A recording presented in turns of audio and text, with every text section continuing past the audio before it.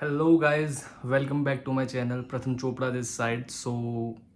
बात करते हैं सीजीएल के ऊपर, सीजीएल की तैयारी के ऊपर, कैसे मैं अपनी सीजीएल को तैयारी आगे कंटिन्यू कर रहा हूँ, क्या क्या टॉपिक्स पढ़ रहा हूँ, सब बात करते हैं। एंड मैं अब सिर्फ अपना बताऊँगा, ये नहीं कहूँगा कि आप पढ़ लो या ज़रूरी है या ये आएगा, मेरे को भी नहीं पता क्या आएगा। मैं जस्ट अपने सारे टॉपिक्स स्ट्रॉन्ग करना चाहता हूँ। जिस सब्जेक्ट में मैं, जो सब्जेक्ट मेरी स्ट्रेंथ होती है, मैं उसको स्ट्रेंथ ही रहने देना चाहता हूँ, क्योंकि लेवल बढ़ चुका है एंड उस हिसाब से अपना भी लेवल बढ़ाना पड़ेगा। तो बात करते हैं सारे सब्जेक्ट्स की। सबसे पहले तो जीएस की बात करते हैं। जीएस तो देखो मेरी हमेशा से हल्की थी, पीवाईक्यूज भी मैंने करे थे, बहुत हद तक मैंने काफ़ी अच्छा कर लिया था अपने जीएस मेरे अकॉर्डिंग। बट स्टिल मेरा इतना स्ट्रांग नहीं था कि मैं और अच्छे नंबर ला पाता। तो अभी तो वैसे भी बहुत हार्ड हो चुका है, तो मैंने तो भाई हाथ ही जोड़ लिए कि मेरे तो लेवल से ऊपर आ रहा है, कि मेरे तो औकात ही नहीं है भाई जिस लेवल की वो पूछ रहा है ना। तो भाई जब जो चीज़ आपके हाथ में नहीं है ना, तो उसे रहने दो, ज़बरदस्ती आसमान को छूने की कोशिश मत करो जब हाथ ना पहुँचे तो बट फिर भी थोड़ी बहुत तो अटैम्प्ट करने हैं, 5 6 7 8 जितने मर्जी अटैम्प्ट हो जाए उतने तो करने हैं। उसके लिए मैं क्या कर रहा हूँ कि भाई एक पीसीएस वो होता है ना, स्टेट पीसीएस वाला, उनके क्वेश्चन डॉक्टर विपिन गोयल जो सर है वो कराते हैं। तो मैंने उनकी मैराथन्स वगैरह देखी, मेरे को अच्छे लगे। हो सकता है क्वेश्चन ना आए उनमें से भी, बट ये भी हो सकता है कि आ जाए, ये भी हो सकता है कि कोई टॉपिक मन में अटक जाए, है ना। क्योंकि वो उस लेवल का करा रहे हैं एंड वो स्टेटमेंट बेस्ड करवा रहे हैं बहुत सारे क्वेश्चंस। अगर आप उनकी जाके देखोगे ना, पर्टिकुलर टॉपिक की अगर आप उठाओगे मैराथन, जैसे मॉडर्न हिस्ट्री की अलग हो गई, एंशियंट हिस्ट्री की अलग हो गई, तो ये सब वो करवा रहे हैं। तो मैं उनको अभी फ़िलहाल देख रहा हूँ एंड बाकी तो मॉक लगा रहा हूँ, है ना। उससे आपको भी पता है कितना फ़ायदा होगा कितना नहीं होगा, बट देखते हैं जैसे मर्जी। रीजनिंग का तो, रीजनिंग में कुछ नहीं करो यार, मैं तो क्या कहूँ। रीजनिंग में यार उनकी सारी स्टेटमेंट बेस्ड आ रही है, मतलब रीजनिंग हो गई है 10 15 नंबर की, इंग्लिश हो गई है 40 नंबर की। वो इंग्लिश बेस्ड ही समझता हूँ भाई मैं उनको।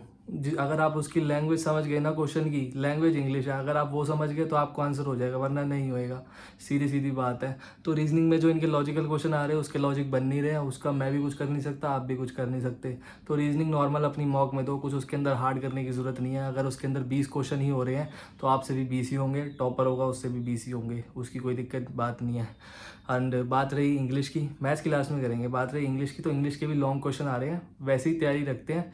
बस थोड़ा सा रीडिंग अच्छी करते हैं अपनी, क्योंकि ना वो आ रही है, आरसी आ रही है, तो हो सकता है आरसी आ जाए। एंड कितनी बड़ी आ जाए ये किसी को अंदाज़ा नहीं है, 15 लाइनों की आ सकती है, 10 लाइनों की आ सकती है। अगर रीडिंग की प्रैक्टिस नहीं होगी तो हमारे ऑब्वियसली टाइम चला जाएगा। तो रीडिंग कंटिन्यू में थोड़ी रख लेते हैं। और वो कैब वगैरह तो आप भी पढ़ ही रहे होगे, बाकी सब चीज़ें तो सेम ही है। नरेशन वगैरह थोड़ी लंबी आ रही है, तो उस पर भी थोड़ा वर्क कर लेते हैं। एरर बाकी बाकी तो सब सेम ही आ रहा है, बस थोड़ा जो स्पेलिंग होती है ना, वो तो अजीब अजीब से वर्ड आ रहे हैं जो नहीं सुने होते थोड़े। मैंने एक दो से पूछा है, तो स्पेलिंग में थोड़े ऐसे ऐसे वर्ड्स आ रहे हैं। बाकी बात रही मैथ्स की, मैथ्स सबसे बड़ा टॉपिक है भाई। मैथ्स सबसे बड़ा है, बहुत इंपॉर्टेंट टॉपिक है। देखो इन्हें प्रोबेबिलिटी पूछी, स्टैट्स पूछी, कोऑर्डिनेट ज्योमेट्री पूछी, एक बच्चा तो कह रहा है लॉग भी पूछा। भाई लॉग हद होती है भाई, लॉग आधों ने तो सुना नहीं होगा जो सीजीएल का पेपर दे रहे हैं। मैं मैथ्स साइंस बैकग्राउंड से, तो मैंने तो सुना है। एंड मैंने एक से पूछा, उनने सीजीएल का मतलब 12 ग्रेजुएशन लेवल का, अभी एसएससी सिलेक्शन पोस्ट दिया है, तो उसके पेपर में भाई स्टैट से स्क्यूनेस पूछा गया। स्क्यूनेस, आई डोंट नो, उसको बताना नहीं आया, मैंने स्क्यूनेस गेस करा, तो मे भी हो सकता है वो, लेकिन स्टैट्स का ही पार्ट है, तो कोई हैरानी की बात नहीं कि पूछ लिया गया हो। तो मैं क्या क्या पढ़ रहा हूँ, एक तो बेसिक स्टैट्स जो होती है, mean median mode, range and standard deviation, variance, coefficient of variation, ये तो आपको पढ़ना ही है। प्रोबेबिलिटी की थ्योरम हो गई, बेस थ्योरम हो गई, और जो थोड़े सेट्स वाला पार्ट होता है ना, कि A union B is equal to A plus B minus A intersection B, ये यूनियन इंटरसेक्शन वाले ज़रूर पढ़ने हैं। आ सकते हैं भाई, कुछ भी आ सकते हैं।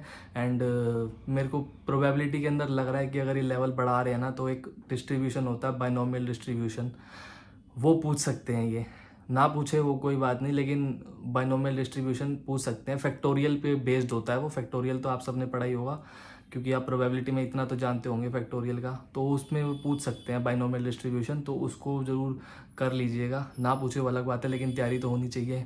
और विन डायग्राम मेरे को लगता है पूछ सकते हैं भाई, ये बिल्कुल पूछ सकते हैं। विन डायग्राम जो बनते हैं ना, कि एक गोला, दो गोला, तीन गोला, उसके अंदर एटलीस्ट दो लोग ये कर रहे हैं, तीनों लोग ये कर रहे हैं, तो वो वाली तैयारी करके रखिएगा। एंड स्टैट्स के अंदर ये सब हमने बात कर ली। बाकी एक एम्पेरिकल फार्मूला होता है, वो ज़रूर कर लेना, एम्पेरिकल फार्मूला। और जो मीन निकालने के या वो रेंज निकालने के अलग अलग मेथड यूज़ होते हैं ना, जैसे लोअर रेंज में से आधा माइनस कर दिया, उसमें से आधा प्लस कर दिया ताकि इक्वल निकल जाए। ये सारे आप अगर आप क्वेश्चन करोगे ना तो आपको पता लग जाएगा। एंड बात रही कोऑर्डिनेट ज्योमेट्री की, तो उसका नॉर्मली एक वीडियो देख लेंगे, उससे हो जाएगी। कोऑर्डिनेट ज्योमेट्री इतनी कोई मुश्किल नहीं है। आपको स्लोप पढ़ना है, डिस्टेंस फार्मूला पढ़ना है, एंड ग्राफ ग्राफ बना के ना आपको पॉइंट्स लाई करवाने आने चाहिए, तो उससे हो जाएगी। बात रही इन सब चीज़ की हो गई। एंड टाइम एंड डिस्टेंस भी थोड़ा ऊपर लेवल का आ रहा है। SICI ऊपर लेवल, SICI के अंदर ना भाई वो अपन पढ़ सकते हैं, जैसे इंस्टॉलमेंट वाले क्वेश्चंस होते हैं ना जो मेंस में आते हैं, ये आ सकते हैं और पूरे पूरे चांसेस हैं। प्रिज्म वाला आ सकता है, प्रिज्म हो गया, पिरामिड वाला हो गया, ये अपने को करके चलना। ये ना थोड़े क्या कहते हैं, एक्स्ट्रा ऑर्डिनरी क्वेश्चंस हैं जो पूछ सकता है लेवल हार्ड करने के लिए, तो मैं तो पढ़ के चलूँगा। बाकी अगर आपको भी पढ़ना हो तो आप देख लीजिएगा। बाकी यही क्वेश्चंस थे और तो कुछ ज़्यादा नहीं है। लॉग वगैरह मैं नहीं सजेस्ट करता कि पढ़ लो, एक आध आ गया होगा, आ गया होगा, बहुत ही किस्मत ख़राब होगी तो ही आएगा, वरना नहीं आएगा। एंड आप किससे पढ़ सकते हो, देखो टीचर सारे अच्छे हैं जिससे आप पढ़ते आए हो, अगर वो करा रहे हैं तो उनसे कर लो। बाकी मेरे को किस चीज़ की आदत है, कोई मॉक सॉल्व करवा रहा हो ना, मेरे को वो पढ़ने में अच्छा लगता है। कोई पर्टिकुलर कंसेप्ट पे वीडियो हो वो मेरे को अच्छी नहीं लगती, वो मेरे को टाइम वेस्ट लगती है। मॉक सॉल्व करवा रहा हो तो मैं जल्दी ग्रैस्प कर पाता हूँ, है ना। तो एक चैनल है SSC मैनिएक करके, SSC मैनिएक, वो भैया कह लो या सर कह लो, उनके भी थोड़े से सब्सक्राइबर्स हैं, लेकिन भाई वो मेरे हिसाब से बहुत अच्छा पढ़ाते हैं, बहुत अच्छा समझाते हैं। मेरे को उनका पढ़ाया हुआ अच्छा खासा समझ आता है, तो आप भी उन्हें ट्राई कर सकते हो। एक माय पाठशाला के अनुराग सर हैं, वो भी अच्छा पढ़ाते हैं, उनके लेवल ऑफ क्वेश्चंस अच्छे हैं, मेरे को अच्छा लगता है पढ़ना। वो लाइव क्लासेस लेते हैं तो फटाफट क्वेश्चन करने की चल रहती है। एंड मैथ्स मैनिया करके हैं, वो भी अच्छा पढ़ाते हैं, तो इनसे ट्राई कर लो। ये थोड़े मतलब मैथ्स मैनिया और SSC मैनियक वाले ना तो थोड़े क्या कहते हैं, उठने वाले टीचर हैं। जो जो उठने वाले टीचर है ना, बाकी भी मेहनत करते हैं, पर जो उठने वाले टीचर है ना तो वो एक्स्ट्रा एफर्ट्स मारते हैं, ऐसा मेरे को लगता है। जो बंदा उठ रहा होता है ना वो एक्स्ट्रा एफर्ट्स मारता है। तो यही कुछ है पढ़ने के लिए। मैं भी यही पढ़ूंगा, आप भी यही पढ़ोगे, बस अपना शेड्यूल बना लो। मैं भी एक एक दिन करके सारे पढ़ूंगा। स्टैट्स, प्रोबेबिलिटी सब धीरे धीरे ख़त्म करेंगे। बाकी भाई पेपर में ना हो तो अपनी कोई गलती नहीं है, बस हमें मेहनत करके जाना है ना।